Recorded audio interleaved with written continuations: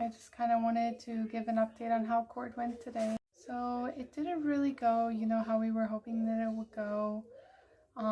They did end up awarding temporary custody to my husband. I'm not really, sure why. Their statement was that he was afraid that we would argue or fight over it. And if a different choice was made later, he was afraid that handing back the baby would be hard. My husband did also make a couple comments which I did feel kind of influenced it, saying that what if I went to the US despite me not being able, to apply for a Korean passport or a US passport without, being the only parental figure, which I am not. So I'm not really sure what that was about. The judge did kind of, smile and say, oh, that's not going to happen. Another thing was I was just really surprised with how, quick the process was. And on top of that, I was also kind of surprised with it wasn't very structured as much as the US courts would be. What I mean by that is, usually each party would have their own specific time to speak. The judge would call upon them and you wouldn't have to worry about interrupting the other party while talking, versus the judge just kind of asked us questions, and there were times my lawyer wanted to speak and he was afraid to interrupt because the other party or the other lawyer would be talking at the time, and it wasn't where, the other party, it was just really hard to know, who was supposed to be speaking at what time, versus in the US it would be, Your Honor, am I allowed to go ahead and speak? And you would check first. There's a lot of procedures and, a proper way to do things. Here they didn't really have that. The judge was also male. I don't know if that really makes a difference or not. I'm not hating on him. He seemed really nice. There were times when, the other party would make statements and the judge would kind of, laugh it off and clarify that that was not to be worried about. I'm not really sure what the big choice on keeping the baby there was, especially because my child abuse claims against me had come back as not guilty, yet, the other parties have not yet, been finalized. So in Korea, it's usually guilty until proven innocent. So I feel like I would be the safer party to be with. But I don't think that the result was, no one was aware of that result until after the court date. So that might be why there was some impact on that. Also, my husband did, right before the court today, submit a video of the picture where he was pulling on me. So that might have had something to do with it, where I was reacting like, don't touch me, don't touch me. And you could tell I was just very scared. But if you weren't someone in that situation who knew the daily things that I had gone through, you would have probably thought I was overreacting, especially with the other party's calm demeanor.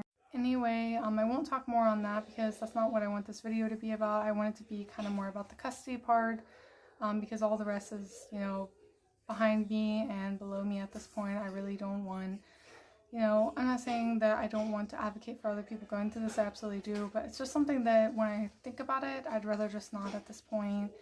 Other than advocating for other people who are victims as well. I really want to have, a bright outcome and a positive mindset for my future. So looking back on that, another thing was I think I was just really taken aback by, the result.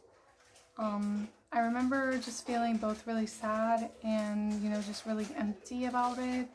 I told myself going in that I wouldn't cry, while I was there. I wouldn't show any anger. I wouldn't show any emotion. And the reason being is back when all this was happening, I do feel I was in a very flight or fight Sorry, apparently I have to tell them to calm down when they're eating too quickly. I was just in a very flight or fight reactive response most of the time towards the end of everything. And looking back at that, I had realized that a lot through my life, I never really react to anything. In fact, I usually push down emotions. So seeing myself in that state honestly wasn't something I really favored anyway, or really liked to see anyway. And I do think now that I've gotten out of that abusive situation, I do see myself, presenting myself and who I want others to see me as is who I really am, and not just a reaction to someone provoking or hurting me. So I do feel a lot back to my old self in that sense of, I never used to be the type of person to let someone know if they bothered me, hurt me, or, gave me any wrong feelings. And I do like that I'm back to that, where I can present myself, you know, and keep myself kind of closed in, where I know how to not show what's going on in my mind. Although I do admit, after everything was done and, you know, we got out and everyone left, I did end up crying a little bit while talking to my lawyer and double checking a couple things, which he was very understanding about, but it was just very hard. I just feel very, you know, sad and empty at the same time. But nobody worry, I am perfectly fine. I'm just trying to think of the next step from here. I'm not depressed or anything. It's more so just an empty, like, oh wow, that just happened feeling, and just kind of an utter shock, and then sadness along with that. I did have a friend who came out today to watch my kids at a nearby kids cafe, and she brought her 2 sons and her little baby daughter, who would be my son's age, so shout out to her, thank you so much. She brought some baby items as well, and I think she was worried that interacting, you know, with a baby my son's age would hurt my feelings. And I do have to say, for the first couple months, seeing strollers outside with little kids really did hurt.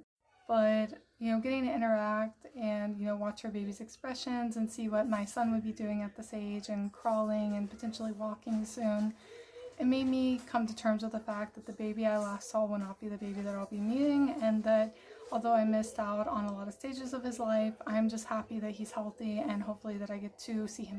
I do also get visitations between now and the final court date. There should be, I believe, once a week for an hour or once every 2 weeks for an hour at a center, so that is good to hear. Like I said, for anyone who's thinking about getting married here or having children here, I absolutely do not recommend it. This is absolutely the worst case scenario. And the sad thing is, after talking to so many, you know, well, not worst case scenario, what I mean is, these things happen so commonly here, in the blink of an eye, and I just would not trust the justice system here.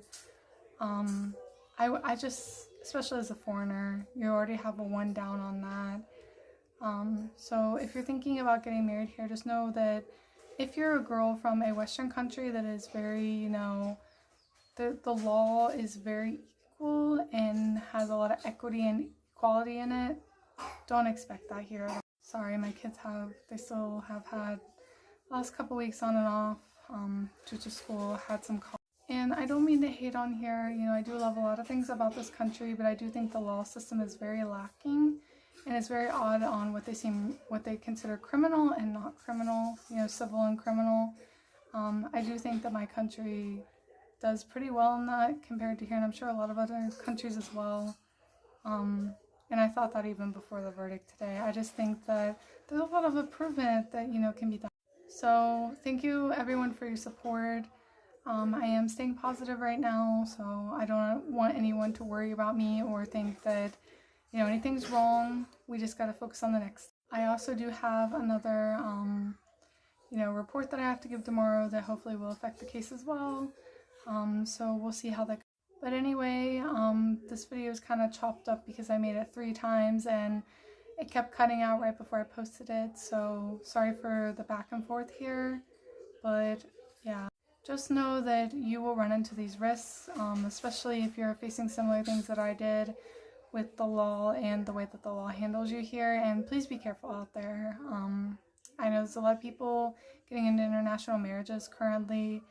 If it were my opinion, I absolutely, although I don't want to say I wouldn't advise it because love is love, I would maybe think of the repercussions that we'll face while building a family, and that, you know, the laws that you're used to and the justice systems that you're used to are likely not to occur in every country, and to really consider that before you move there or before you get married with a citizen. Korea has so many, you know, so much promotion for intercultural marriages right now, but yet they lack the actual, you know, law frame and, you know, law systems to deal with those when those marriages don't go the right way, especially compared to what I'd say probably 50% of the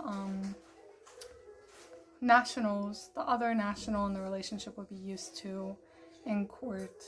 So just keep that in mind and have a great night.